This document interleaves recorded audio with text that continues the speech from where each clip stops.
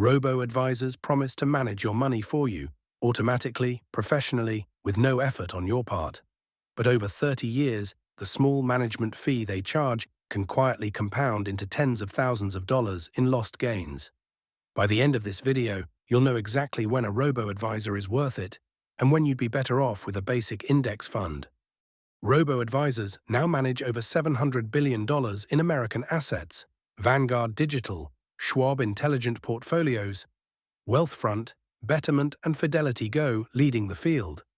The average robo-advisor charges 0.25% in management fees on top of the underlying ETF expenses. On a $100,000 portfolio over 30 years, that fee compounds to around $75,000 in lost gains. Same market, same returns, different outcome.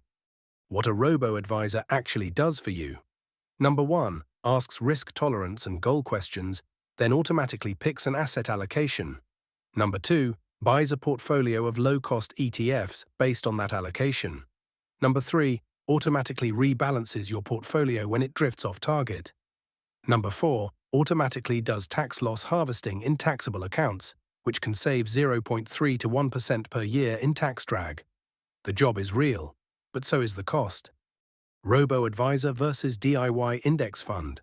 Same person, same $50,000 starting investment, same 8% market return, 30 years out.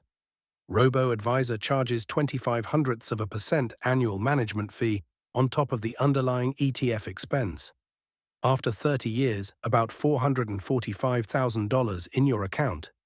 DIY index fund charges just the underlying ETF expense, about 0.05%. After 30 years, about $483,000.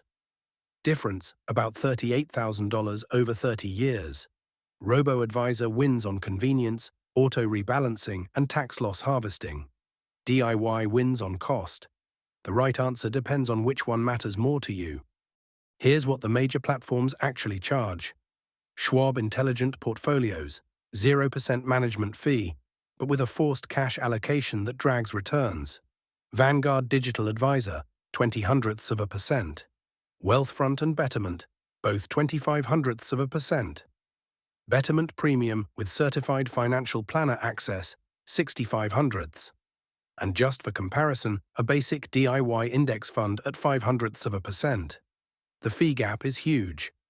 Here's the twist most beginners miss. In a taxable brokerage account, robo-advisors do tax loss harvesting automatically, selling losing positions to offset gains and reduce your tax bill. Done well, this can save 0.3 to 1% per year, enough to fully offset the management fee for high-income earners.